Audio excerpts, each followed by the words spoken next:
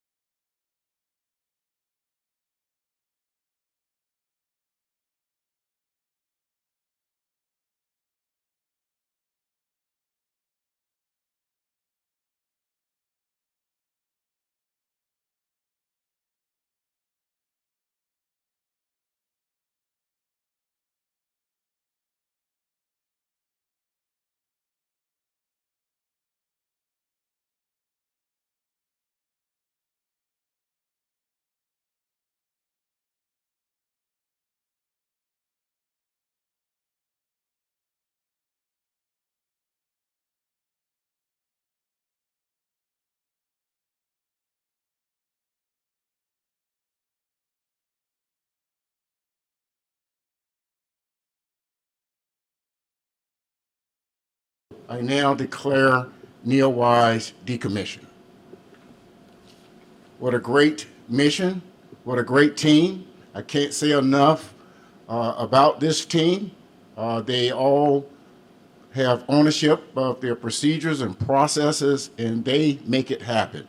The science folks did a great job of giving an overview of how this all came about and some of the great science that has been discovered and analyzed to date.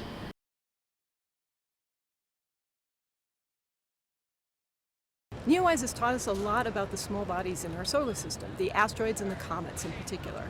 We've looked at the ratio of bright objects to dark objects. What I mean by that is some rocks are lighter colored, whereas others we now know are as dark as coal or printer toner. If you've ever accidentally cracked open a cartridge and gotten it on your hands, really dark stuff. About 30 to 40% of the asteroids that get close to the Earth turn out to be made of this very, very dark substance. So we've learned that from NEOWISE. Today happens to be the day that we're placing our spacecraft into hibernation mode. So in other words, we've stopped collecting science data and now we're going to stop talking to it. That's because the orbit is getting low and it's time to be done. We've learned a lot about how to find asteroids using a space telescope in real time. And we're going to apply that knowledge as we build the next one. So we're hard at work actually building the follow-on mission to NEOWISE, which is called the Near Earth Object Surveyor mission. And it's basically kind of taking the lessons that we learned from NEOWISE and then kind of building a bigger, better, badder version of it when it comes to finding asteroids.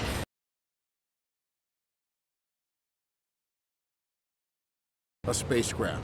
This has been my first opportunity to actually send the last command.